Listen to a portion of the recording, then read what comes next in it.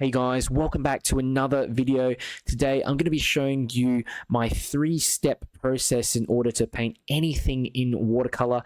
And if you're a beginner, make sure you hang around. It's going to be a pretty short video, but you're going to get a lot out of it. So what I do first, now I've already drawn out a scene here. What we're going to do is we're going to get in the light. Okay, so this is step one. Step one of step 3, paint in the light. Now I'm firstly deciding where's the light going to come from. It could come from above, it could come from left, it could come from behind. I'm thinking I'll probably get the light coming in from, the left, something like that, from the left. And that way we can get some shadows cast by the figures to the right. Okay, so just a little decision in the beginning, deciding whether the light's going to come above, right, left. Generally, those are the main locations where you put the light source. Now, I'm going to start putting in all the light colors in. Remember, in this stage, we're using very little paint, 5% paint, max 5 to 10% paint. Just getting that paint over the buildings. And I've decided I wanted to make the buildings this kind of yellowish color. You can make them whatever color you want. You can put orange in there. You can put a bit of red. You can put a bit of this brown color as well. You can even just leave them white. Okay, but I'm just putting in a bit of a mixture just to show you that as long as you make them around the same value, okay, so when I say value, I mean the same level of lightness in here. So you don't want anything that's too dark or too varied from other colors in here, okay? So for example, I'm not going to put in a bit of that black in there straight away. I'm going to be using some other colors, a bit of gold, quinacridone gold, something like that. And then we're going to mirror that a bit on the ground as well, like this. It doesn't really matter too much. I can just pick up a bit of gouache and even just add in a touch of darker gray or something there as well. It's no big deal. I'm just going to mirror that here in the ground. Okay, like that. Quick little scene. And look at that. It's just got in a bit of light here on the ground.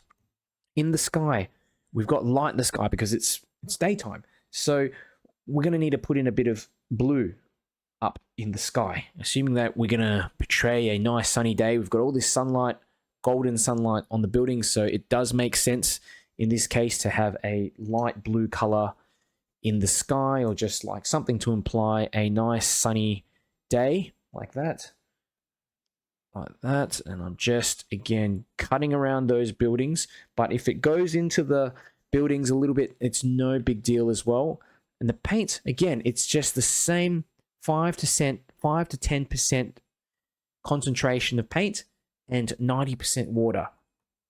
All right, a little bit of blue up there, very simple. At this stage, sometimes I like to add in some clouds, some darker clouds up there. You don't need to, but it's a good time to do it if you want to, because it allows you to get in this sort of soft cloud-like effect. But again, it's just a little bonus tip. You don't need to do this. So now that the first wash has dried, where we've got in all of the light, we're going to proceed with the second step, which is painting the darks. So when we talk about darks, I'm thinking about things like shadows. So shadows that are cast by the figures. We're going to get in maybe some trees in the background, a bit of the darker areas in the windows as well of the buildings, that kind of thing there. So I think the easiest thing to start off with is I'm going to actually start off with the shadows of the buildings. Let's go just little bits of shadows to indicate that light source. And I'm mixing a bit of brown in with blue or neutral tint. A bit of brown and blue works quite well. Okay, and I just want to make myself a nice kind of grayish color. Mix up a bit of grayish color. 50% paint, 50% water. Okay, probably more water, maybe 70% water in some cases. So we know the light source is coming from the left, so I can put in behind this figure walking here the shadow of this building on the right hand side. Okay, we can also do it for here, that part of the building as well. All right, notice how I'm leaving a good amount of light on the other side of the building. Okay, we might get a bit of shadow underneath here as well, underneath the rooftops like that. Sometimes that's a good thing to put in. I like to put it in anyway. Again, just to indicate that light source, make it look a bit stronger. You've got this large tower here. Look at that. I've got a bit of darkness under there. You know, maybe a bit of darkness on the right-hand side of the tower, the top part of the tower. You know, maybe there's some windows there. There's a, you know, a bit of a separator here. Windows down below like that. Okay, it's a little bit messy, but it doesn't matter. Leaving in that previous wash. Darkness in that door like that. Okay, a bit of darkness here for that window. And you might even decide to pop in a few other windows around the other parts of the scene as well. You know, not so happy with this shadow, so I might actually just extend it over like that to make it look like maybe something's casting a shadow on that, on the side of that tower, something out of the scene. Okay. And what I'll do as well, since I'm here, I'm going to pick up a bit of darker green, and we're going to just put in some leaf-like effects here in the background. So just a bit of green here. Cut around the other towers and bits of buildings and stuff. And look at that. We can get in this indication of some trees and things here in the background. Okay. Which brings out the light on the buildings. And again, this is the darker color, darker sort of colors that we have, that I'm portraying here. Okay. Go around again the side, just feathering my brush around, letting the brush work appear kind of scumbled, you know, but you don't have to do this all the way, but just the bits and pieces like that would be nice to help, again, just bring out the light on the buildings. You know, you can even, that little one out there, I didn't really do too much, but there was maybe like a bit of something there, and maybe a window again there. Okay, here we've got some figures in the foreground. I can just pick up a bit of darker paint, and I'm just gonna darken the legs of those figures quickly like that, using the same brush, a little mop brush, by the way. So there's not using a huge variety of brushes, and the same shadow cast to the right hand side like that. Just join those shadows on with the figures like that. Okay, I also like to just put in a bit of some of these perspective lines here on the ground as well, help to lead the viewer's eye into the scene.